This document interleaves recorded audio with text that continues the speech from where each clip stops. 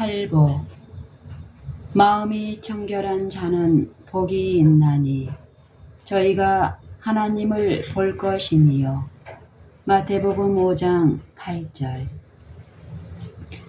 유대인들은 의식상 청결에 대해 지나치게 엄격하였기 때문에 규칙들이 대단히 번거로웠다. 그들의 마음은 규칙과 제약과 외관상으로 드러나는 불결에 대한 두려움에 사로잡힌 나머지 이기심과 악의로 심령에 얼룩지는 오점을 깨닫지 못하였다. 예수님은 이 의식상 청결이 당신의 나라에 들어가는 조건들 중 하나라고 말씀하지 않으신다. 그러나 마음의 청결은 필요하다고 지적하신다. 위로부터 난 지혜는 첫째 성결이다. 야고보서 3장 17절. 더러운 것은 아무것도 하나님의 성에 들어가지 못할 것이다. 그곳 거민이 될 사람은 모두 이 세상에서부터 마음이 청결해져야 할 것이다. 예수님에 대해 배우고 있는 사람에게는 부주의한 행동과 무례한 말과 조잡한 생각을 멀리하는 경향이 차츰 나타나게 될 것이다. 그리스도께서 사람의 마음 가운데 거하시면 말과 생각과 행동이 순결하고 고상해질 것이다. 그러나 마음이 청결한 자는 복이 있나니 라고 하신 예수님의 말씀에는 더욱 깊은 의미가 있다. 그것은 다만 한간에서 이해하는 의미의 순결, 다시 말해 감각적인 것에서 벗어나고 유욕에 더럽혀지지 않는 것만이 아니라 마음의 은밀한 목적과 동기가 진실하며 교만과 자아 본의에서 벗어나 겸손하고 사심이 없고 어린아이같이 되는 것을 의미한다. 성질이 같아야만 서로 이해할 수 있다. 만일 하나님의 품성의 원칙이 되는 자아 희생적 사랑의 원칙을 생애에 받아들이지 아니하면 그대는 하나님을 알 수 없다. 사단에게 기만당한 마음은 하나님을 포악하고 잔인한 존재로 여긴다. 그래서 사람의 이기적 특성은 물론 심지어 사단의 이기적 특성까지도 자비하신 창조자의 특성으로 간주된다. 그분께서는 네가 나를 너와 같은 줄로 생각하였도다 고 말씀하신다. 시편 50편 21절. 하나님의 섭리가 전제적이고 징벌적인 성질을 나타내는 것으로 이해되고 있다. 그분의 충만한 은혜의 보고인 성경 역시 그렇게 이해되고 있다. 이 때문에 하늘처럼 높으며 영원에 이르게 하는 성경상 진리들의 영광을 분별하지 못하고 있는 것이다. 많은 사람에게 그리스도가 마른 땅에서 나온 줄기로 비치고 있다. 그들은 그분을 흠모할 만한 아름다운 것이 없는 분으로 생각한다. 이사야 53장 2절. 예수께서 인성을 입으신 하나님의 계시로 사람들 가운데 계셨을 때 서기관들과 바리새인들은 그분에 대하여 사마리아 사람이라 또는 귀신이 들렸다고 주장했다. 요한복음 8장 48절.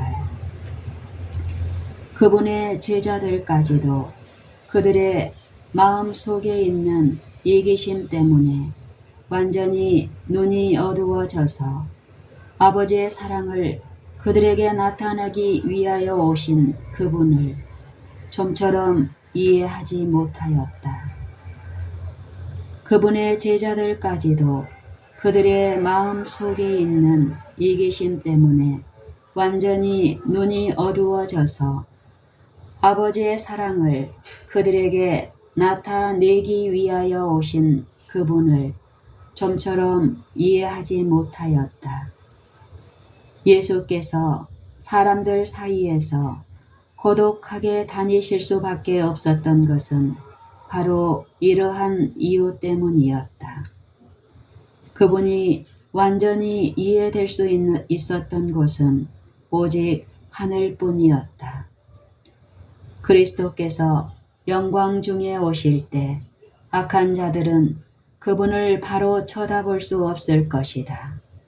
그분의 임재의 빛은 그분을 사랑하는 자들에게는 생명이 되지만 불경한 자들에게는 죽음이 된다.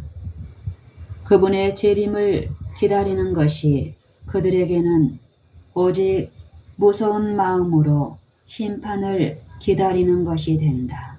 히브리서 10장 27절. 그분께서 나타나실 때 그들은 그들을 구원하기 위하여 돌아가신 그분의 얼굴을 피하게 해달라고 간구하게 될 것이다. 그러나 성령이 거하심으로 정결하게 된 마음에는 모든 것이 바뀐다. 그런 마음은 하나님을 알 수 있다. 모세는 여호와의 영광이 그에게 나타났을 때 바위 틈에 숨을 수밖에 없었다. 우리가 하나님의 사랑을 보는 때는 그리스도 안에 숨겨져 나타나지 않을 때이다. 마음의 정결을 사모하는 자의 입술에는 덕이 있으므로 임금이 그의 친구가 되느니라. 잠언 22장 11절. 우리는 지금 이 땅에서 믿음을 통해 왕이신 하나님을 바라본다. 매일의 경험 가운데서 그분의 섭리에 나타나는 선하심과 인자하심을 본다. 우리는 그분의 아들의 품성을 통하여 그분을 이해한다.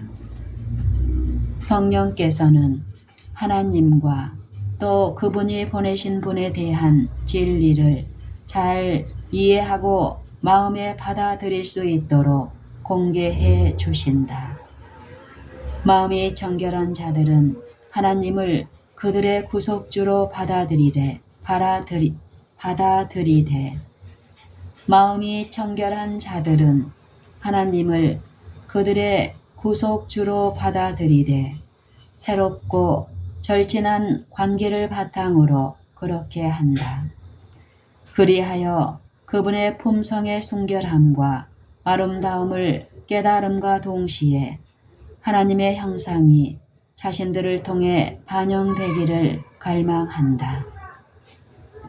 그들은 그분을 회개한 아들을 포옹하고자 원하는 아버지로 생각하기 때문에 마음이 늘 말할 수 없는 기쁨과 영광으로 가득 차 있다. 마음이 청결한 자는 하나님의 위대한 손으로 창조된 업적과 우주를 이루고 있는 아름다운 사물들을 통하여 창조주를 식별한다. 그들은 그분의 기록된 말씀을 통해 그분의 자비와 그분의 선하심과 그분의 은혜가 어떻게 나타나는지 더욱 분명히 읽게 된다. 지혜 있고 현명한 자들에게 감추어진 진리들이 어린아이들에게는 계시된다. 진리의 아름다움과 귀함이 세상의 현자들에게는 식별되지 않을지 모르지만 하나님의 뜻을 알고 이를 행하고자 하는 믿음과 단순함이 깔린 열망을 지닌 자들에게는 끊임없이 펼쳐지고 이해가 된다. 우리는 스스로 신의 성품에 참여하는 자가 되므로 진리를 분별한다. 마음이 청결한 자들은 하나님이 이 세상에서 그들에게 주신 시간 동안 마치 그분이 눈앞에 계신 것처럼 생애한다. 그들은 또한 아담이 에덴 동산에서 하나님과 함께 동행하고 이야기할 때 그랬던 것처럼 장차 불멸의 상태에서 하나님을 직접 대면하여 보게 될 것이다. 우리가 이제는 거울로 보는 것 같이 희미하나 그때에는 얼굴과 얼굴을 대하여 볼 것이요. 고린도전서 13장 12절.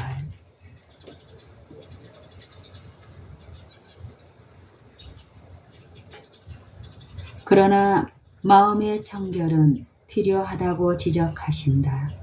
이로부터 난 지혜는 첫째, 성결하다. 더러운 것은 아무것도 하나님의 성에 들어가지 못할 것이다. 그곳에 거민이 될 사람은 모두 이 세상에서부터 마음이 청결해져야 할 것이다. 야고보서 3장 17절.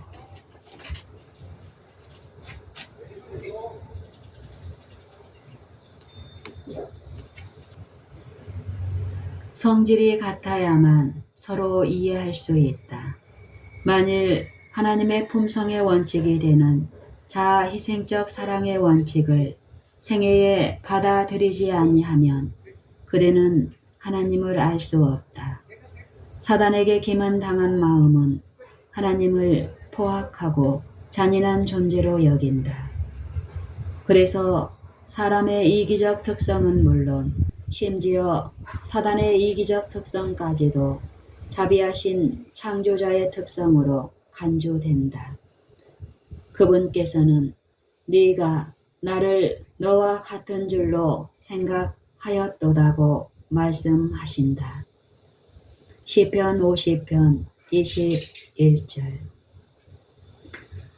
많은 사람에게 그리스도가 마른 땅에서 나온 줄기로 비치고 있다. 그들은 그분을 흠모할 만한 아름다운 것이 없는 분으로 생각한다. 이사야 53장 2절.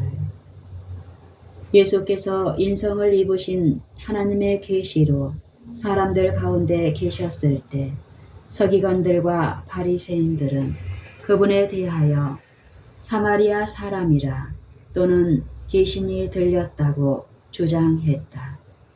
요한복음 8장 48절.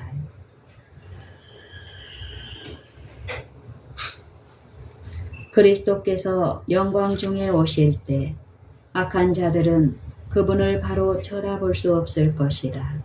그분의 임재의 빛은 그분을 사랑하는 자들에게는 생명이 되지만 불경한 자들에게는 죽음이 된다.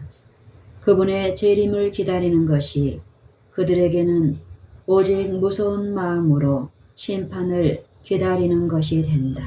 히브리서 10장 27절.